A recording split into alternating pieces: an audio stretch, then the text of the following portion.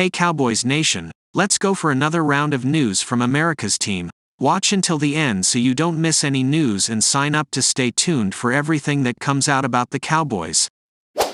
Cowboys players go to press to say Mike McCarthy is stubborn and Dak Prescott panicked. Dallas Cowboys fans were not the only ones frustrated by how the team performed in their early exit from the NFL playoffs. NFL Network's Jane Slater provided a rundown from the Cowboys' locker room after Dallas' blowout loss to the Green Bay Packers. Overall, the league insider noted that head coach Mike McCarthy still has the support of the Dallas locker room. To the fans, who think this team has quit on Mike McCarthy, my conversations with players don't tell me that at all. Slater detailed in a January 15, 2024 message on X, really interesting hearing them defend him, his culture and how he's lead them on the field and off of it. Their ownership of failing Mike is what stands out the most. This is not to say there was not some frustration with McCarthy and Dak Prescott among Cowboys players. Slater also reported that there was skepticism about the lack of adapting during the loss as well as Prescott's ability to move beyond his first read. Fans can roll their eyes, but I do think players' thoughts matter as Jerry Jones weighs decision, Slater added. Another player was frustrated with a stubbornness to stick to schemes on both sides of the ball. Motion offenses killing defenses and concern that Doc panics when first read not there. Dak Prescott is still incredibly supported in the Dallas Cowboys locker room, says insider one day later. Slater attempted to add context to her initial report. The NFL Network reporter added that Prescott remains incredibly supported in that locker room.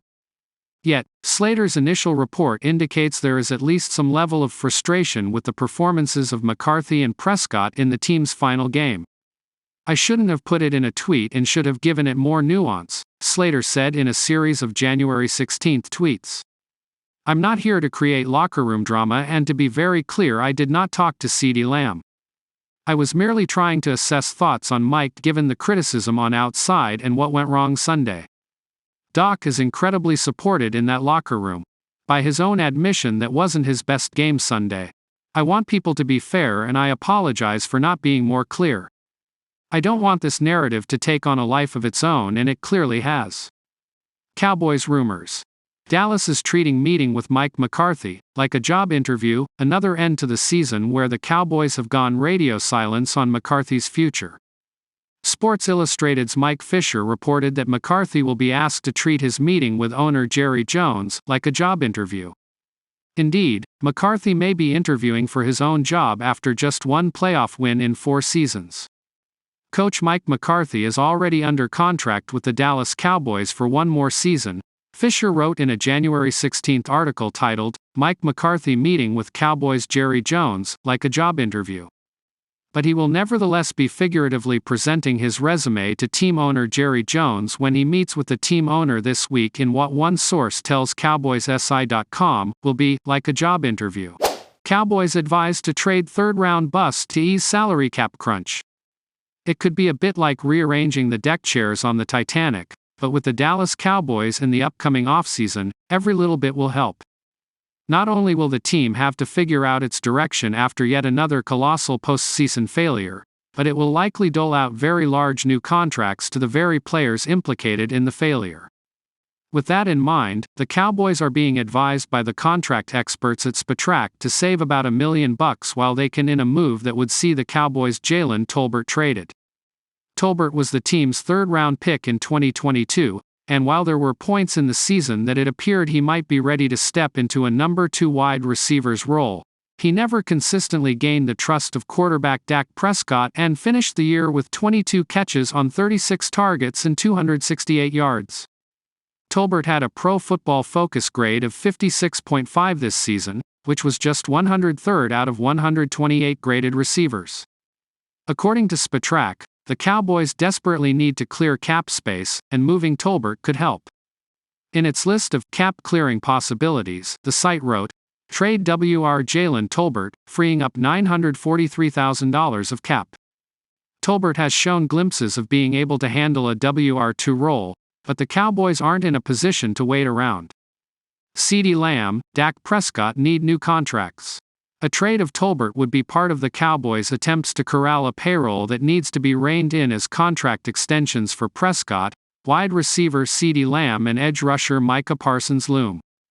As Spotrack's Mike Ginnity wrote, it was a bit of a roller coaster at times, but the Cowboys secured another NFC East title with a strong finish down the stretch.